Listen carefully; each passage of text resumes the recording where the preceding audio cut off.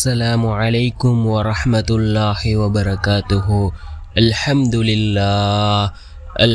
لله الذي نحمده ونستعينه ونستغفره ونؤمن به ونتوكل عليه. أما بعد. அன்பிற்குரிய அல்லாஹ்வின் நல்லடியார்களே, அன்பு சகோதரர்களே, நாம் தொடர்ச்சியாக பார்த்து வரக்கூடிய துஆக்களினுடைய திக்ருகளினுடைய தொகுப்பில் இன்று நாம் பார்க்க இருக்கின்ற விடயம் என்னவென்றால், இன்றைய தினம் ஜும்ஆவுடைய நாளாக இருந்து கொண்டிருக்கின்றது. ஜும்ஆவுடைய நாள் அசருடைய தொழுகைக்கு பின்னால் நாம் இந்த துஆவை ஓதுவதன் மூலமாக அல்லாஹ்வினுடைய புறத்திலிருந்து எல்லா விதமான பாக்கியங்களும் நமக்கு கிடைக்கும். அதே போன்று இந்த சலவாத்தை ஓதுவதன் மூலமாக 80 வருடங்களினுடைய பாவங்களை அல்லாஹ் மன்னிக்கின்றான். அதே போன்று அதை நன்மைகளாக அல்லாஹ் மாற்றி தருகின்றான். அப்படிப்பட்ட மிகச்சிறந்த ஒரு துஆவையும் மிகச்சிறந்த ஒரு சலவாத்தையும் தான் நாம் இன்றைய வீடியோவில் பார்க்க இருக்கின்றோம். அன்பார்ந்தவர்களே, அல்லாஹ்வின் நல்லடியார்களே, அதிகமானோர் நம்முடைய சேனலை சப்ஸ்கிரைப் செய்யாமல் பார்த்து கொண்டிருக்கின்றீர்கள். நீங்கள் சப்ஸ்கிரைப் செய்து லைக் இடுவதன் மூலமாக நமது சேனலில் உள்ள வீடியோக்கள் இன்னும் பல சகோதரர்களுக்கு கொண்டு போய் சேர்க்கப்படும்.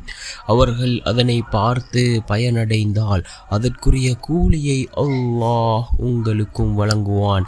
அன்பார்ந்தவர்களே, அல்லாஹ்வின் நல்லடியார்களே, இன்றைய தினம் ஷவ்வால் மாதத்தினுடைய முதலாவது வெள்ளிக்கிழமை ஜும்ஆவுடைய நாளாக இருந்து கொண்டிருக்கின்றது. ஜும்ஆவுடைய நாளுக்கு ஏராளமான சிறப்புகள் இருக்கின்றது.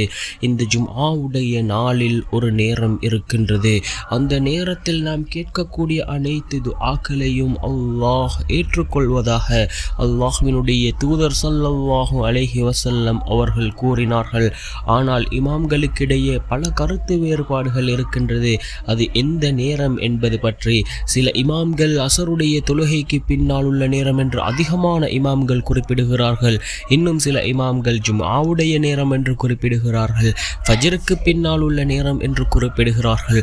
அன்பார்ந்தவர்களே, அல்லாஹ்வின் நல்லடியார்களே, ஒவ்வொரு இமாம்களும் ஒவ்வொரு நேரத்தை குறிப்பிட அதிகமான இமாம்களின் கருத்து அசருடைய நேரத்திலிருந்து மக்ரிபுக்கு இடைப்பட்ட அந்த நேரம் துஆக்கள் ஏற்றுக்கொள்ளப்படக்கூடிய மிகச்சிறந்த நேரமாக இருக்கின்றது.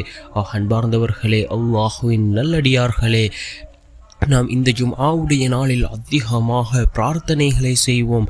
அதே போன்றுதான் இந்த ஜும்ஆவுடைய நாளில் ரசூலுல்லாஹி ஸல்லல்லாஹு அலைஹி வஸல்லம் அவர்கள் மீது ஸலவாத் சொல்வது மிகப்பெரிய ஒரு அமலாக இருந்து கொண்டிருக்கின்றது. நாம் ஒரு தடவை ஸலவாத் சொன்னால் அல்லாஹ் ஜல்ல சுப்ஹானஹு வ தஆலா 10 தடவை நம் மீது அருள் செய்கின்றான். அன்பார்ந்தவர்களே, அல்லாஹ்வின் நல்லடியார்களே, அந்த அளவுக்கு சிறந்ததாக இந்த சலவாத் இருந்து கொண்டிருக்கின்றது.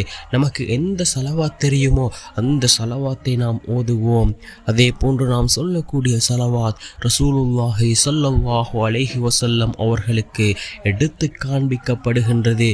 அன்பார்ந்தவர்களே, அல்லாஹ்வின் நல்லடியார்களே, அதே போன்று அதிகமாக இஸ்திக்ஃபார் செய்வோம்.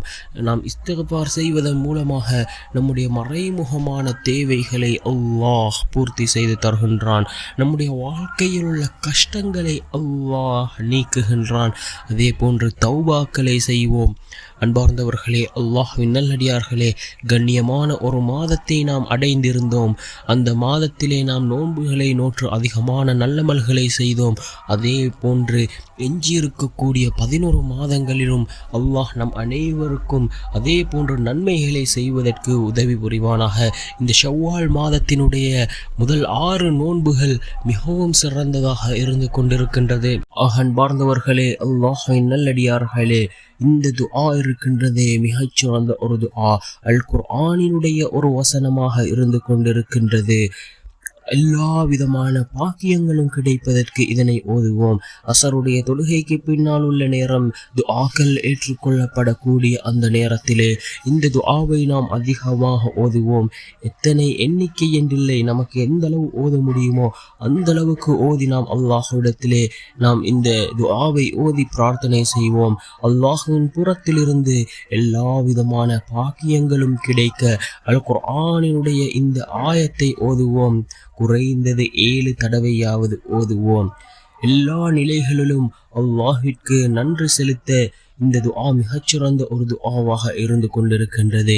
என்ன துஆ என்றால், குல் இன்னல் ஃபضل பியதில்லாஹ் யுஅதீஹி மன் யஷா வல்லாஹு வாசிஉன் அலீம் யஹ்தஸ்ஸு பிரஹ்மதிக மன் யஷா வல்லாஹு துல் ஃபضலில் அலீம். மீண்டும் ஒரு முறை அந்த துஆவை ஓதுகின்றேன். குல் இன்னல் ஃபضل பியதில்லாஹ் யுஅதீஹி மன் யஷா வல்லாஹு வாசிஉன் அலீம் யஹ்தஸ்ஸு பிரஹ்மதிஹி மன் யஷா வல்லாஹு துல் ஃபضலில் அலீம். இந்த துஆவினுடைய பொருளை பாருங்கள். நிச்சயமாக மேன்மையாகிறது அல்லாஹ்வின் கரத்தில் தான் இருக்கின்றது. அவன் நாடியவர்களுக்கு அதனை வழங்குவான். அல்லாஹ் மிக்க விசாலமானவன், முற்றும் அறிந்தவன். தன் ரஹ்மத்தை கொண்டு தான் நாடியவரை அவன் சொந்தமாக்கிக் கொள்கிறான். இன்னும் அல்லாஹ் மகத்தான கிருபையுடையவன் என்று அல் குர்ஆனினுடைய 3வது அத்தியாயத்தின் 73 மற்றும் 74வது வசனம். இந்த வசனத்தை குறைந்தது 7 தடவையாவது நாம் ஓதி அல்லாஹ்விடத்திலே பிரார்த்தனை செய்வோம். ஒவ்வொரு நாளும் ஜும்ஆவுடைய நாள் என்றில்லை, ஒவ்வொரு நாளும் இதனை ஓதுவோம். இதனை ஓதுவதன் மூலமாக அல்லாஹ்வினுடைய அனைத்து விதமான பாக்கியங்களையும் பெற்றுக்கொள்ள முடியும். அல்லாஹ்வை புகழக்கூடிய, அல்லாஹ்வின் தன்மைகளை சிறப்பாக கூறக்கூடிய வார்த்தைகளை கொண்டதாக இந்த துஆ இருந்து கொண்டிருக்கின்றது. அதே போன்று ஜும்ஆவுடைய நாள் அசருடைய தொழுகைக்கு பின்னால் ஓதப்பட வேண்டிய மிகச்சிறந்த ஒரு ஸலவாத் இருக்கின்றது.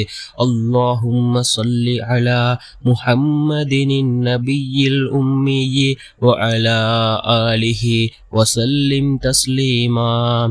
اللهم صل على محمد النبي الأمي وعلى آله وسلم تسليما. ஹஜ்ரத் அபூ ஹுரைரா ரலியல்லாஹு அன்ஹு அவர்கள் அறிவிக்கிறார்கள், ரசூலுல்லாஹி ஸல்லல்லாஹு அலைஹி வஸல்லம் அவர்கள் கூறியதாக, எவர் ஜும்ஆவுடைய நாள் அசருடைய தொழுகைக்கு பின் தொழுத இடத்தை விட்டு எழுந்திருக்கும் முன் இந்த ஸலவாத்தை 80 தடவை ஓதுகிறாரோ அவருடைய 80 வருட பாவங்கள் மன்னிக்கப்படுகின்றது.